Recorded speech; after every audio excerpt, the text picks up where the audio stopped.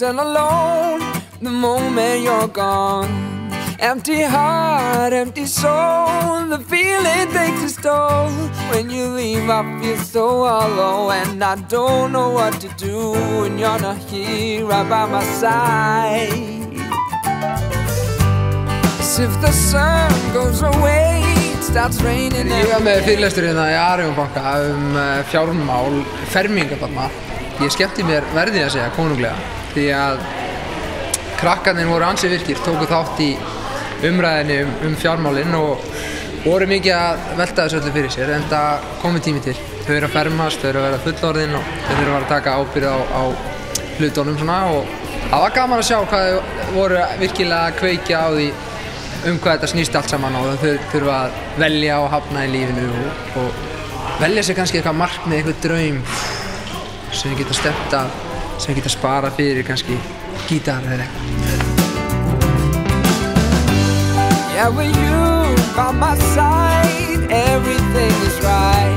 Feel this thing when you come, I feel you're the only one. Somehow you fill up my senses. How intense is this love that I can feel when you're around? You're around, every day gets way better. Mér finnst þetta bara mjög skemmtilegt. Þetta var allt öðruvísi en ég hélt. Það var ekki gamall kall sem var að tala að þeir ættu að fjárfesta hjá sér, heldur fjörugur kall. Mikið skemmtilega en allir sem ég bjóst við.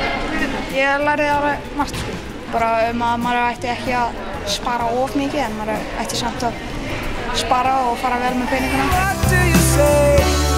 You spend every day with me and you. It's either you and I, that's perfectly. I just wanna lie here. Mér finnst bara að gera gaman, sko. Ég lærði bara að mátt ekki bara taka peninginn og bara, bruða hann í eitt. Ef það fermingarpenning, hvað átt að leggja hann á banka, það ekki bara taka hann og eyða hann í eitthvað. Fötum þarft ekki neitt og áttu. Fannst ég gaman. Ég lærði alls peninga. Hann tók vaxtatryggingu. Já, síðan lærði ég líka trygglán. Já, og systir Jónssonar í Þýskalandi og er ólétt. Mér varst mjög gaman og bara mjög fræðandi. Það eru fáir svona fyrirlestar sem eru skemmtilegir. Þessi var einstaklega skemmtilegur. Þetta var eiginlega uppistand hjá honum. En svo lærðu líka aðeins fjármála, þú veist, bara ekki gera allt í hófi. Það er gott að spara, en þá ekki að spara of mikið. Eða bara sleppa það. Ég fannst áhugaverðist bara hvað þetta var skemmtilegt og fræðilegt á sama tíma.